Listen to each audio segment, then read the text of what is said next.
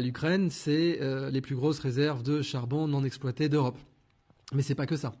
Ce sont aussi les plus grosses réserves de titane d'Europe, les plus grosses réserves de manganèse d'Europe, les plus grosses réserves d'uranium d'Europe. Ça, c'est pas rien. Plus grosses réserves d'uranium, métal aussi, enfin en particulier fer.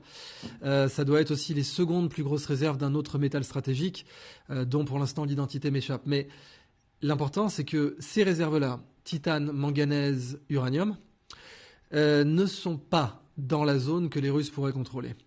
Ce qui signifie qu'il reste tout à fait intéressant pour BlackRock de surendetter l'Ukraine et de la mettre dans une situation où elle sera tellement à genoux qu'elle devra brader son sous-sol. Donc en réalité, du point de vue américain, si la guerre se poursuit, bon, c'est des Slaves, tout ça. Il y a même un côté très raciste là-dessus. C'est pas très important si vous avez des centaines de milliers d'Ukrainiens qui meurent. En tout cas, du point de vue ukrainien, ça n'a pas, du point de vue, américain, ça n'a pas la moindre importance.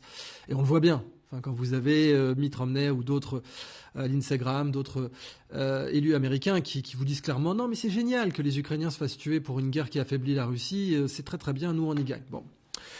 Or, en effet, si l'Ukraine est complètement à genoux, mais vraiment complètement à genoux, ce sont des ressources qui vont tomber dans le giron américain, pas dans le giron européen bien sûr, mais dans le giron américain concrètement sous contrôle de sociétés américaines, dont l'étage là, c'est